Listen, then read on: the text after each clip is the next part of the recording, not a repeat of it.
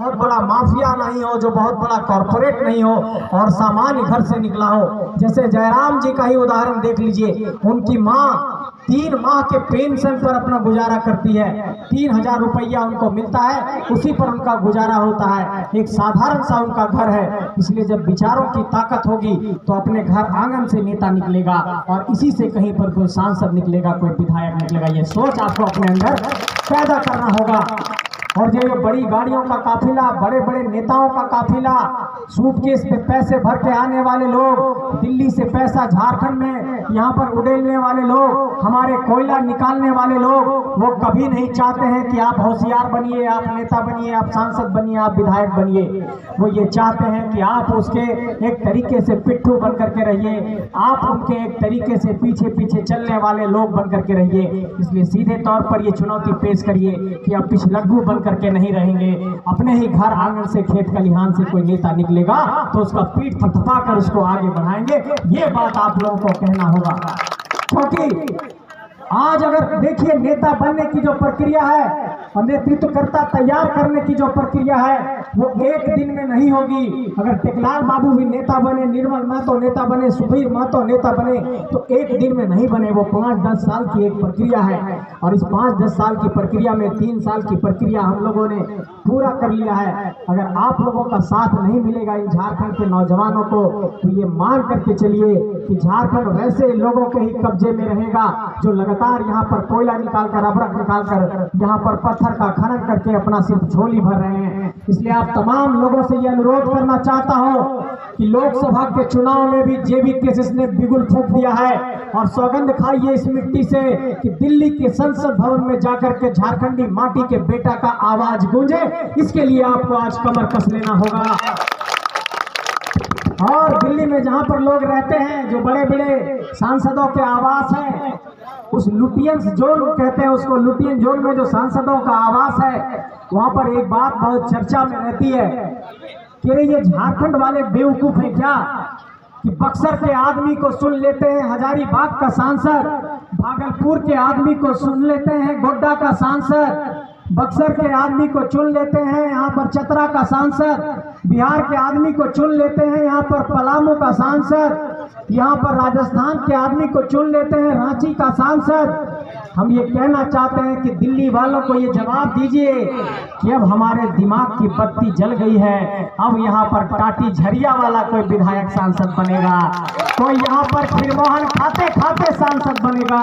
इस तरह की एक विचारधारा आपको अपने अंदर बिठानी होगी और इस सोच को गांव-गांव तक लेकर के जाना होगा कि अरे झारखंड की मिट्टी से भी अपना नेतृत्वकर्ता तैयार हो सकता है, झारखंड की मिट्टी से भी अपना एक लीडरशिप तैयार हो सकता है। और जब तक लीडरशिप का स्किल पैदा नहीं करेंगे, ये बात मान करके चलिए कि झारखंड के अंदर हम लोगों का ये शोषण होता रहेगा। तो हम लोगों की जो लड़ाई है झारखंड के अंदर 4-5 बिंदुओं पर जो लड़ाई है वो तो है ही, लेकिन अब ये लड़ाई इस मुहाने पर खड़ा है कि सामने एक बहुत बड़ा चुनाव है। तो अब इस पूरी लड़ाई को, इस पूरी विचारधारा को चुनावी राजनीति में शिफ्ट करते हुए आप लोगों को ये कहना चाहता हूं कि अपने वोट को इस बार झारखंडी माटी के बेटा बेटी को दीजिए, ये कहना चाहता हूं। और जो लड़ाई है, पहली लड़ाई खतियान आधारित स्थानीय नीति की है, जो मुद्दों की बात है वो बता देता हूं। दूसरी लड़ाई झारखंड में नियोजन नीति है कि झारखंड की नौकरी में झारखंड के लोगों को प्राथमिकता मिले। तीसरी लड़ाई झारखंड में पुनर्वास नीति की है कि जितने जमीनों का अधिग्रहण किया गया है उसका मुआवजा दिया जाए। चौथी लड़ाई इस बात को लेकर के है कि झारखंड में जितने भी निजी कंपनी है उसमें 75% नौकरी झारखंडियों को हो। और पांचवी लड़ाई इस बात की है कि झारखंड का 81 विधायक, 14 सांसद और 6 राज्यसभा का सांसद झारखंडी माटी का होना चाहिए। ये मुद्दा बिल्कुल क्लियर है।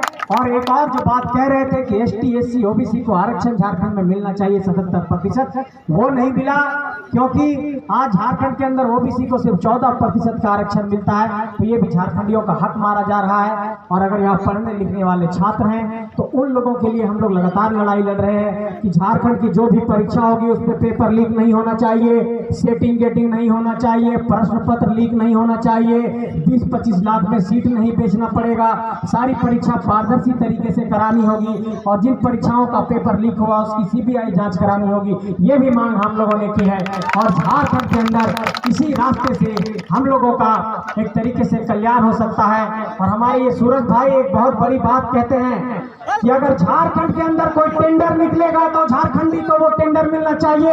अगर बालू का टेंडर है तो झारखंडी को मिलना चाहिए, अगर पत्थर का टेंडर है तो झारखंडी को मिलना चाहिए, अगर रोड का टेंडर है तो झारखंडी को मिलना चाहिए, अगर कोयला का उठाव का काम है तो झारखंडी को मिलना चाहिए, कोयला का लिफ्टिंग का काम है तो झारखंडी को मिलना चाहिए, अगर जितना डोजर पोखरण तमाम खनन की परियोजना में लगी हुई है, जितना डंपर लगा हुआ है वो झारखंडी को मिलना चाहिए। इसके पीछे सोच ये है कि अरे जो लोग नौकरी का फॉर्म नहीं भर पाएगा, जो नहीं पढ़ा है, बीए एमए नहीं किया है, जो फॉर्म नहीं भर पाएगा वो रोजगार कैसे करेगा?